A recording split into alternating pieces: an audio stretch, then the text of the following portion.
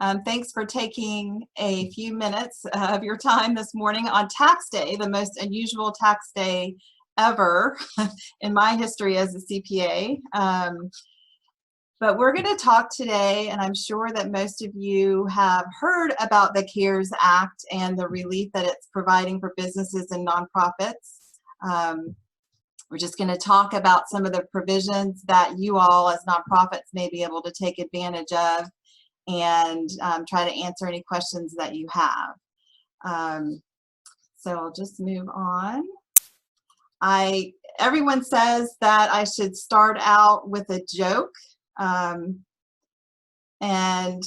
was trying to figure out what kind of joke is appropriate, and I apologize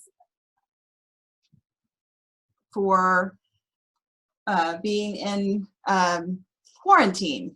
So I found this today, or yesterday, I'm sorry, and I think the only appropriate joke is an inside joke.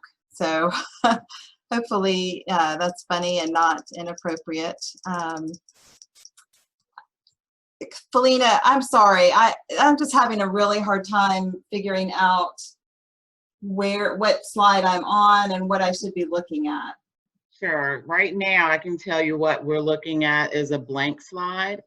Yeah. It has Carroll and Company on the bottom. I don't understand why that's happening. It's just adding blank slides as I click down. Uh-oh. So that I do not know. Right. I will tell you the joke that we see is on slide 6. So if that helps you with just clicking down. Yeah, I'm just okay. Don't know. Yeah, I don't know why that's happening from that perspective. So now you see inside jokes. We do. We see inside jokes. Okay.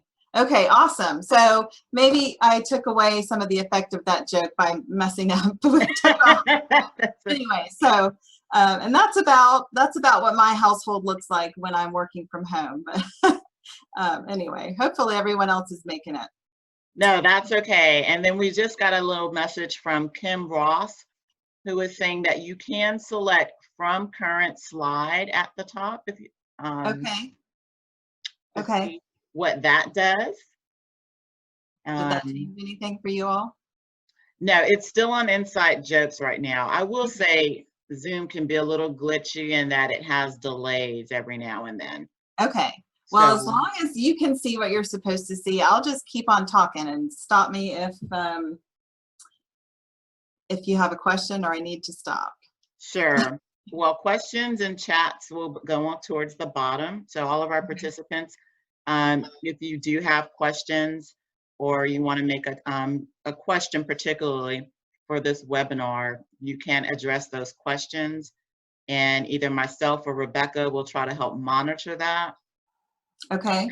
As you go along, but right now we're on inside jokes. Okay, we are moving on now to the agenda for today.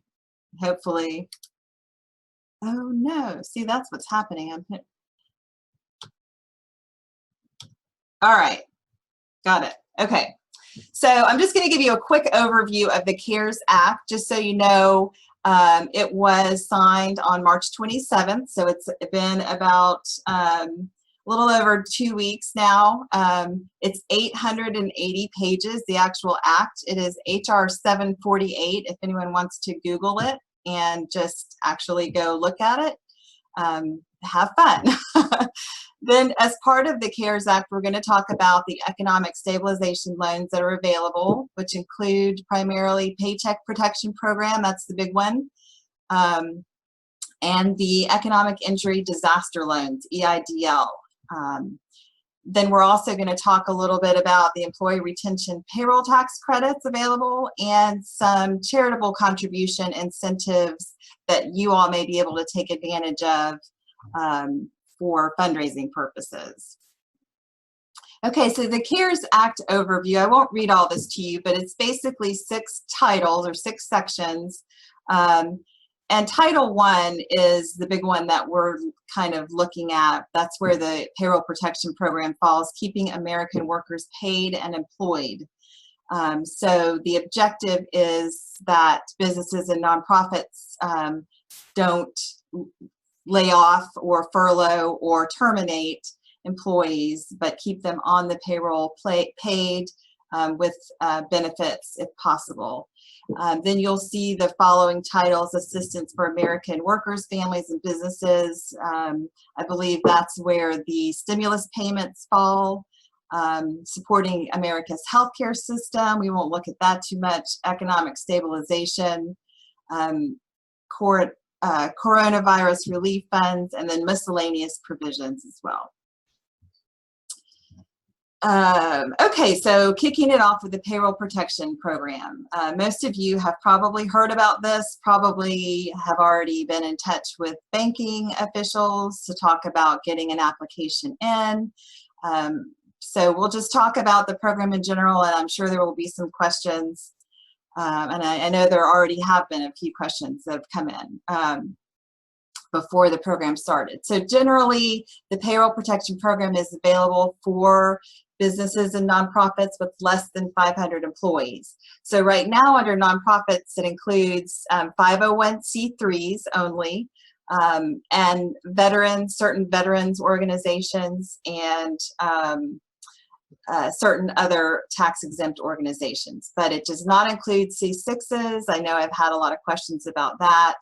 And I know that several large national trade associations, professional associations, are lobbying to get funding for C6s or get C6s included as well. So if you're a C6, don't give up hope. There may still be more funds coming down the road that are available for you all. The big thing about the Payroll Protection Program, it can be 100% forgivable if you use the funds for allowable expenses, which are payroll, mortgage interest payments, rent, and utilities for the 8-week period from when you get your loan. You also, in addition to spending it on those allowable costs, you have to maintain your FTEs and you have to maintain your payroll, at least 75% of your payroll costs for that 8-week period. So we had a question on FTEs. You would have to have the same FTEs at the beginning of the period and at the end of the period. And there is a provision for going out to June 30th to look at your FTEs. So if you have let people go, you would have until June 30th to bring those people or other people FTEs back on. And yes. We have a question, if you don't Okay. mind. Kim Ross with Rethink Energy Florida would like to know, are part-time employees eligible underneath this? Yeah, so your FTE is a full-time equivalent. So I would say generally 2 part-time employees would make up 1 full-time equivalent.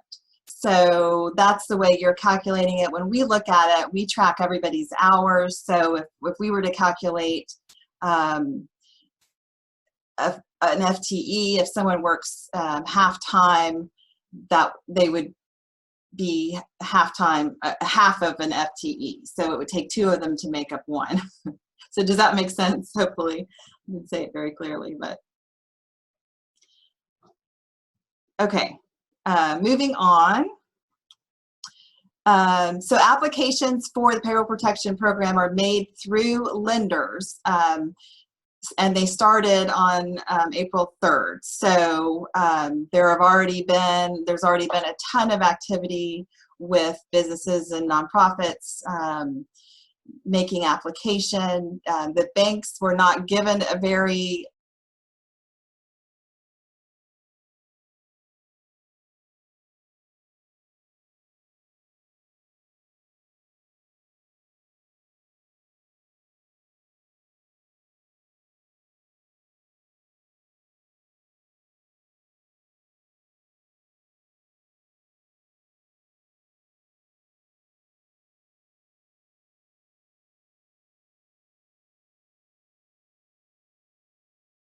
So there's a lot of money out there, but it is expected to go fast and it is going fast. So it's important to try to act quickly.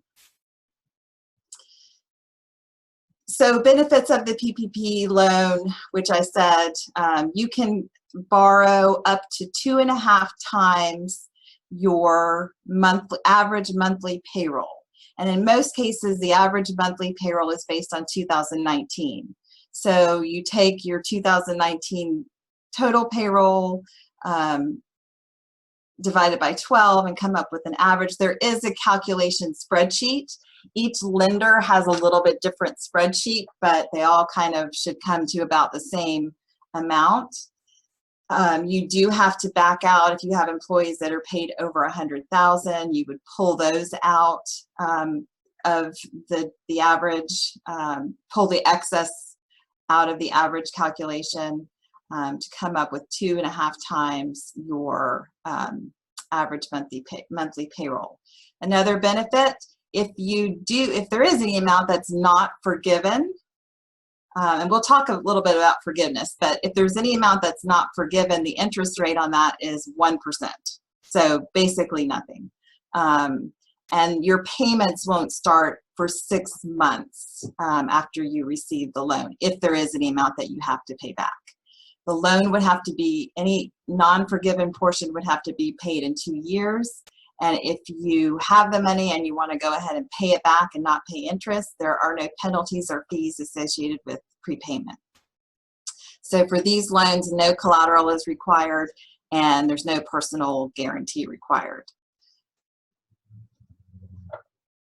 So this is kind of a list of what we've seen from the businesses and nonprofits that we've had working on applications, the kinds of information that they've asked for.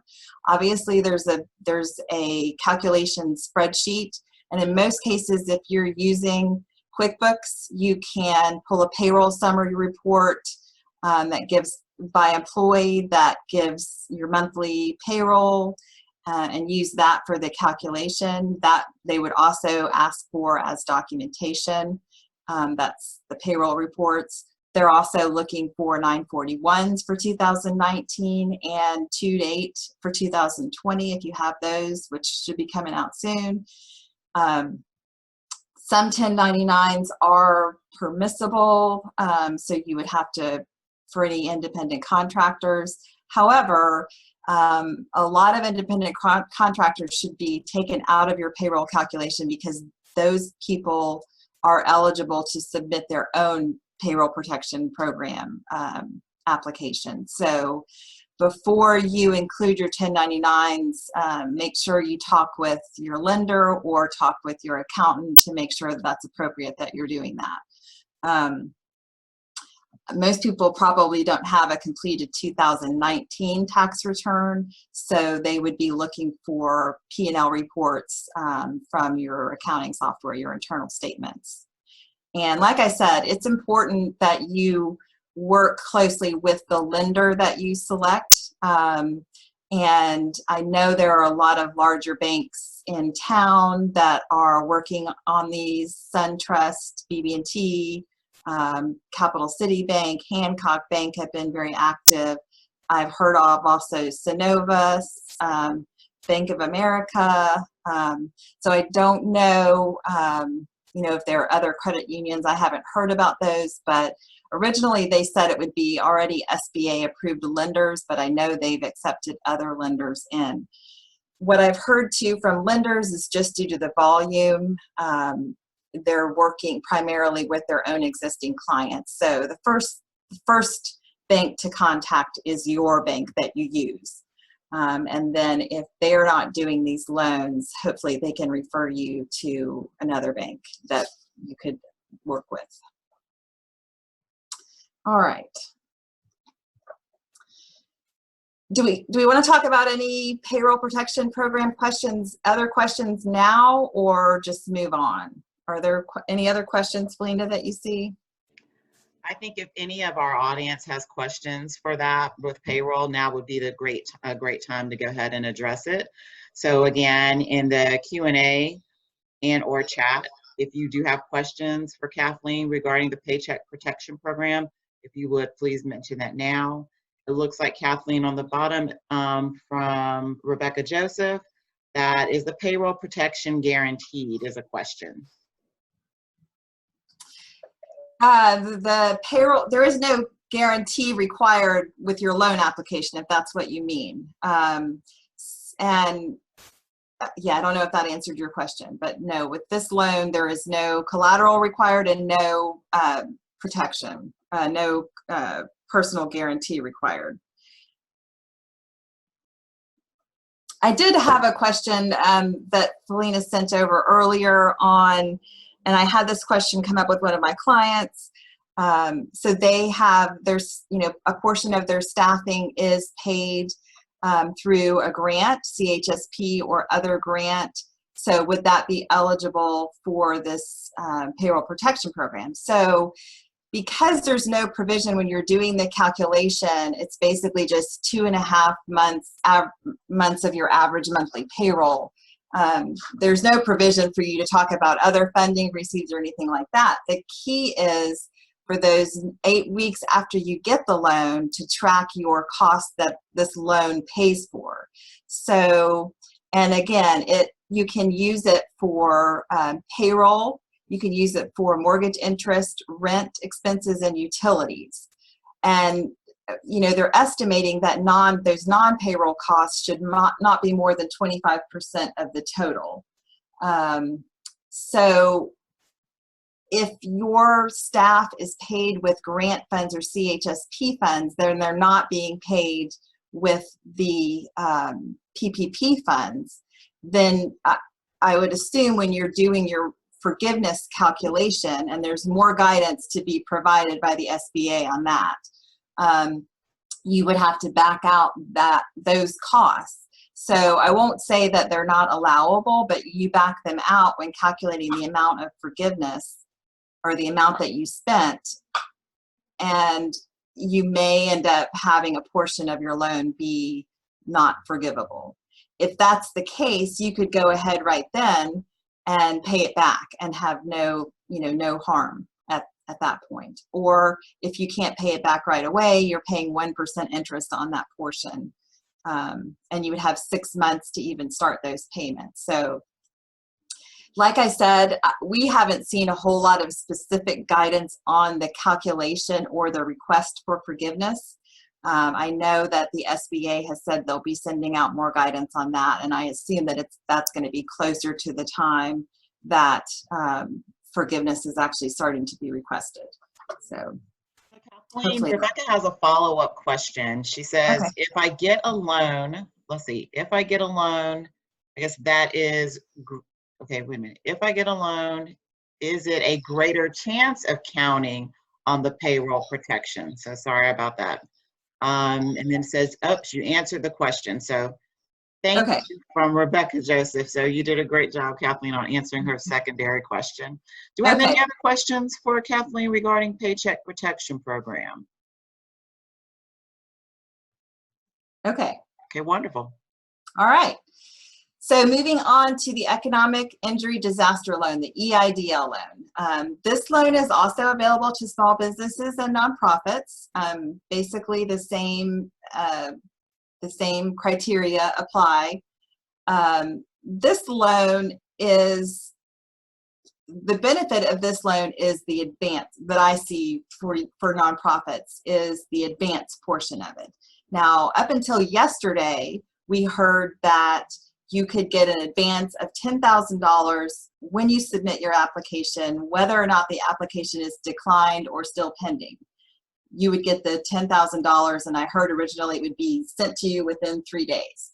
So yesterday, we heard that because I guess they're trying to provide as much benefit to as many organizations with staffing as possible, that it's up to $10,000, and it would be calculated $1,000 per employee that you are trying to keep employed.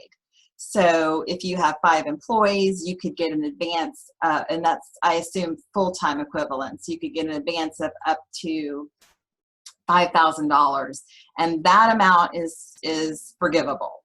So you get that in advance, and then your loan is declined, say, you would still get to keep the $5,000, and you wouldn't have to pay it back, and that would be it. So to me, that's a huge benefit for the EIDL loan, because otherwise the EIDL loan is through the SBA online. The link is there. You can't see it very well on the slide, but the link is there, and I will provide these slides to you to go through the application. The deadline again for this one is June 30th. With the EIDL, as I said, they're up to $10,000 is forgivable. The rate for nonprofits is a fixed rate, 2.75. The payments would be deferred 6 months to a year, and the SBA kind of makes the determination on that on a case-by-case basis, I understand. And the loan repayment duration could be up to 30 years. Again, that would be determined by the SBA. This loan could be up to $2 million. And again, you apply online through that link that I had through the SBA. You don't have to go through your lender. So here's just a little chart that kind of shows the comparison of the Paycheck Protection Program and the EIDL. Basically the same information that I went over. But again, I really want to stress that the PPP, I think, can benefit everyone, and there's really not a lot of risk. I mean, if you apply and you go through the calculation and you're approved for the amount that you calculated, if for some reason you end up not needing it down the road, you just pay it back. I mean, there's no penalty for paying it back. Or if more of it is forgiven than is not forgiven than you expected, just pay the money back. So I think everyone should talk to a lender and try to get this process started. Hopefully you're working with an accountant or a CPA firm that can help you pull together the information quickly. But I think it would be beneficial to at least get the process started. I had another thought, but I forgot it, so we'll just go on for right now.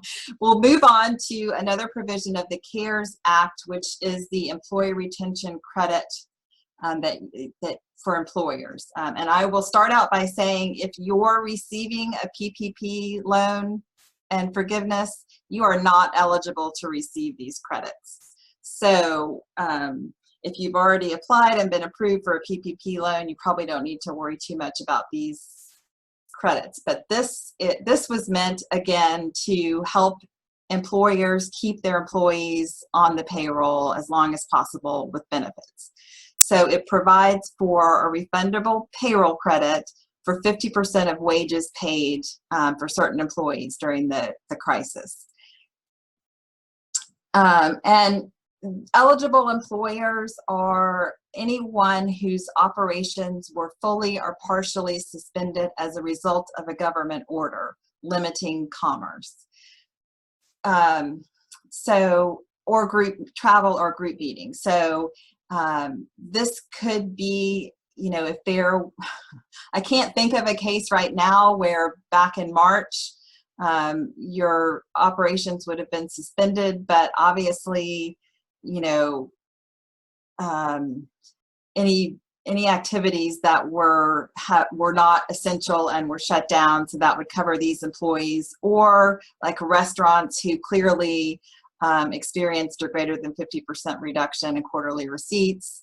They compare that to the same quarter of 2019, so they would qualify for that. And again, if you have someone that's preparing your quarterly payroll tax returns, this could actually be, could have affected the quarter ended March 31st. So it would be applicable for the quarterly returns that are being prepared right now.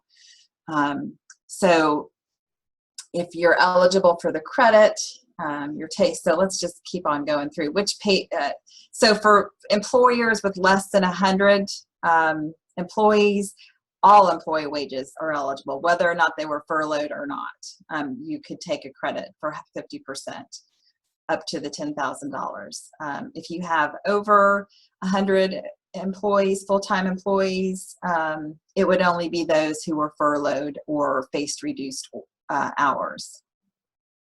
If you have employees who are otherwise eligible for a work opportunity credit, those employees would not be eligible for this credit.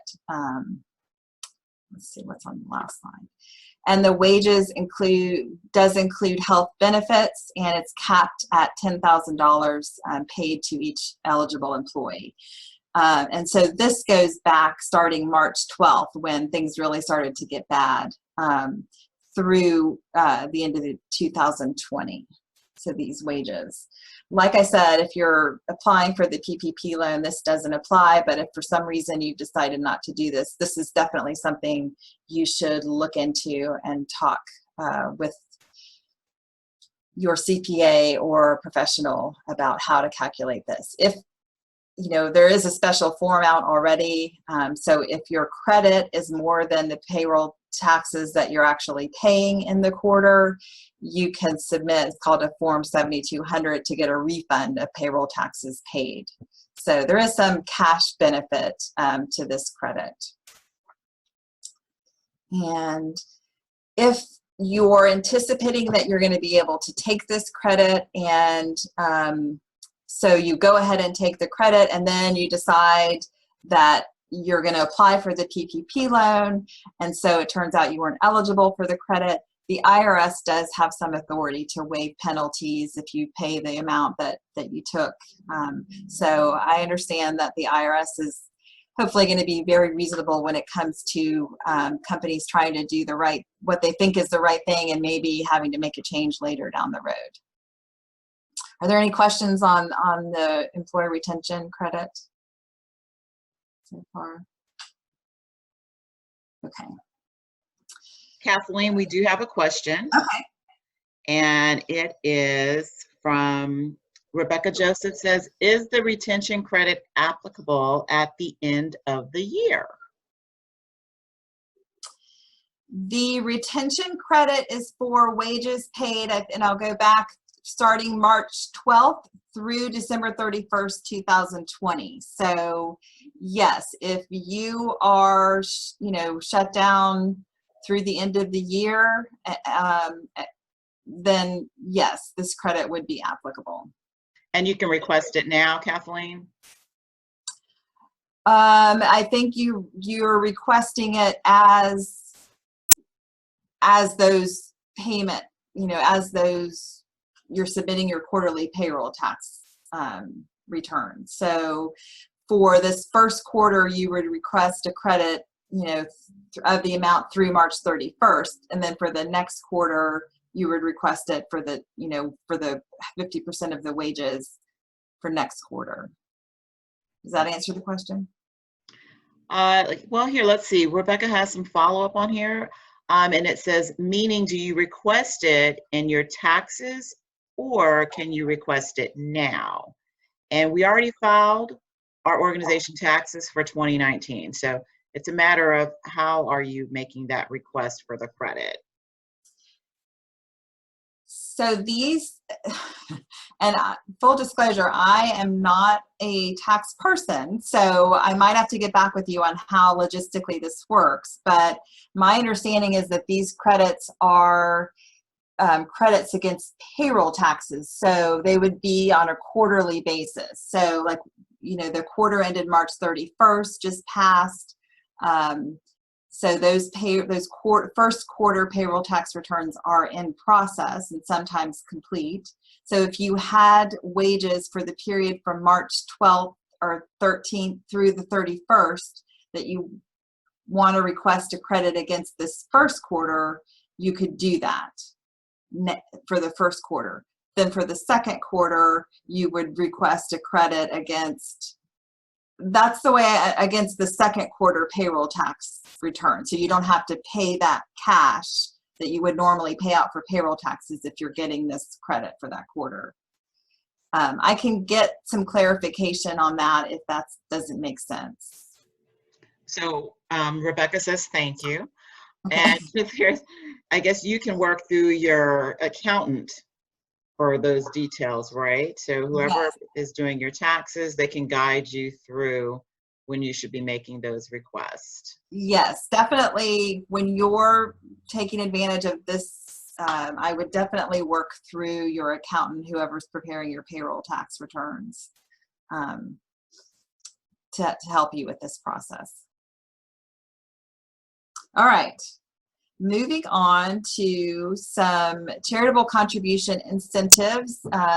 Part of the CARES Act included some provisions for individuals as well as businesses that you all may be able to take advantage of. So this first item, for those individuals who do not itemize, they are able to take a charitable deduction of up to $300. Now, these have to be cash contributions paid in 2020, but you can do this if you don't itemize. So this is a benefit. So hopefully some of the people that are getting their stimulus checks, maybe you can hit them up for a charitable contribution that can be a deduction. I know a lot of nonprofits are hesitant to ask a lot of people who have been hit hard by this for funds, but I think it's a good time. People are looking for ways to help out, so I think it's a good time to ask. And now they have this that they should take advantage of. For those individuals that do itemize, their charitable contributions have been limited in the past. So for 2020 cash contributions that are eligible, their limit can be up to 100% of their AGI. So in other words, they could, if they make cash contributions that are eligible paid in 2020 up to 60, this is kind of a complicated calculation as well. But these contributions that are available here have to be, like I said, cash contributions paid in 2020, but a taxpayer can also have other eligible or charitable contributions, such as non-cash contributions or contributions to donor-advised funds that can still be subject to the 50% limit. But together, between these eligible contributions and those contributions, they can actually take deductions of up to 100% of their adjusted gross income. So again, not a tax person, but the way I understand it is this significantly increases the amount of charitable contributions that can be deducted for an individual in the current year. Again, you know, this exception relates to cash contributions. So it can't be, you know, contributions to Goodwill of, you know, or clothes and that kind of thing for this purpose. You can still take those for other purposes, but here and donor advised funds as well. A lot of people use community foundation donor advised funds. Those are not qualified for this increased limit. For businesses, the increase on for charitable contributions has increased from 10% to 25%. So businesses now, again, if they're making cash contributions in 2020, up to 25% is eligible now as opposed to 10% in the past. And that does not include contributions that may be rolled over from a prior year or non-cash contributions or contributions to donor advised funds again. So you're probably getting the theme. These have to be cash contributions paid in 2020 to be eligible for these special increased limits. For organizations that are making contributions of wholesome food inventory, the limit has increased from 15% to 25% of taxable income. So there are some benefits, charitable benefits now for organizations making these contributions. So Kathleen, we have a question. Okay. And Deborah Hanover asks, do you have to apply for this contribution or is it automatic for all nonprofits in 2020? Well, the increased limits are for individuals. So when they're filing their 2020 tax return, if they made, you know, if it's a person that doesn't itemize and they made $300 of contributions to an eligible organization. And, you know, 501c3s in general, just as they always have been, are the ones that are eligible for the charitable contribution deduction. So an individual, when they file their 2020 tax return, they can take $300 of a deduction for an eligible contribution, even if they don't itemize. So, and again, it has to be to the same organizations that were eligible for charitable deductions in prior years. It has to be made in cash. So it's a good time for people to, you know, people may have been less likely to contribute now with the changes a couple of years ago, where they were no longer itemizing. So they said, oh, it doesn't do me any good to make a charitable contribution now because I'm not itemizing. Well, this year it does. They can take up to $300 as a charitable deduction. And that's Kathleen. Kathleen, that's only cash, is that right? Those are, yes, cash contributions. So someone who's making a $5,000 cash contribution, they're only able to deduct $300? If they're not itemizing. I mean, if they're making a $5,000 contribution, I mean, maybe it changes their situation and it makes sense for them to itemize now. I don't know, but so that could change their whole, you know, if they're itemizing, then it would be subject to the increased limit, the 60% of their AGI. Thank you. Any other questions on these? Okay, the next slide are some, and these don't come across very dark here, some links to helpful links. Again, you know, going to the SBA, there's a ton of information on their website on the Paycheck Protection Program. There are, you know, there's a frequently asked questions document. There's lots of, and I've just kind of included them here. There's also, as I mentioned, the U.S. Chamber, they have a really good summary of the emergency loan funds and the benefits to nonprofits. There's an IRS document out there related to the employee retention credit. So I know everybody hears the IRS and they say, oh, I don't want to deal with that. But the IRS really does put out some good publications and some helpful information. So that's one to go and look at as well. And like I said, I'll send these slides to Rebecca so she can get those out to everyone. So you'll have this information. My contact information is also on there. So feel free to send me an email if there's a document that you want. I do, like I said, I have some different PPP loan amount calculation templates. And you can actually, one of the links there is to actually go to the PPP loan application. So you can see what's involved there. It's pretty straightforward. One of the questions I got several times on that loan application, it asks for the names and signatures of each 20% owner of the business, obviously tailored for a business and not a nonprofit. What I suggested there, obviously you can ask the lender what they want to see, but I would think that they would want the executive director or president as well as the board officers listed there. Even though they're not owners, they are the ones that are making the decision and authorized to enter into the loan. So, but again, anything specific like that, I would talk to the lender that you're working with.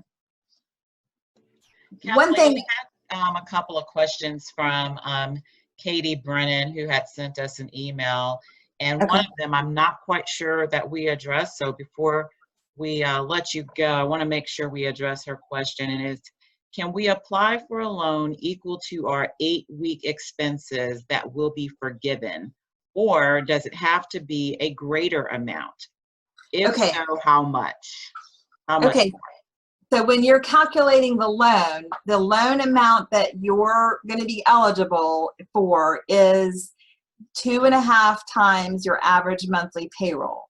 So that's, you know, it's a pretty standard calculation. You come up with that number.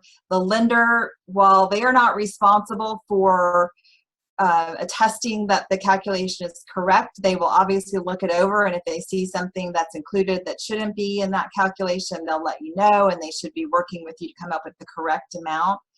That's the amount of your loan. And then once you get the loan, for 8 weeks, you track what of that is spent. Now, people have asked, do I need to set up a different bank account to put the loan proceeds in and make sure to pay these amounts? You can do that if you're, you know, to be extra cautious, but you could also just track, you know, your payroll, your rent, or interest and utilities. You can just track those expenses and compare those to the amount of the loan you received. So like I said too, that you'll have to request with the lender forgiveness, and at that time you'll go through providing them the documentation of what money was spent. So you can't request any more than 2.5 times your average monthly payroll. And again, if you're, you know, meeting the other requirements of keeping your FTEs for that period of time and not dropping your payroll by more than 25%, then assumably those expenses that you spend in the 8 weeks are probably going to be more than the loan amount, because they're also going to include rent interest, or mortgage interest and rent, if that makes sense. Did that answer the question? Thank you, Kathleen. Well, I'll be following up with Katie and sending her this video. We are recording the webinar, so it will be available for participants for future reference. We will also post it on the NE webpage library. If you go to our website, myne.org, we have a complimentary page that will extend to you webinars that are taking place that we have vetted across the country. So we will post this webinar from Kathleen on that page. Also, Kathleen, Katie had a question which I believe you addressed, but I did tell her I specifically would ask. And that's regarding changes allowed in PPP. So if you know the answer to this one, I'll just specifically ask, what type, if any, staffing changes are allowed under the PPP to still get emergency loan forgiveness? And she gives us an example. If they have 3 full-time and 3 part-time staff before March 23rd, can they make the full-time person part-time and a part-time person full-time and still get loan forgiveness? I would say for the FTE requirement, if you're just changing around the mix and coming up with the same FTEs, then that meets that requirement. They're not asking for the same people. You would also have, you know, you couldn't hire, you know, the people at a low, you know, a salary of lower than 25%, or else you wouldn't meet the 25% threshold. So keep in mind, you have to, for the period of time that they're looking at, keep the same FTE, the same number of FTEs, and your payroll costs cannot go down by more than 25%. So, and that's just a reduction of the amount forgiven. It doesn't mean the whole loan won't be forgiven. So say that your payroll did go down by more than 25%. The difference there would be what is not forgiven.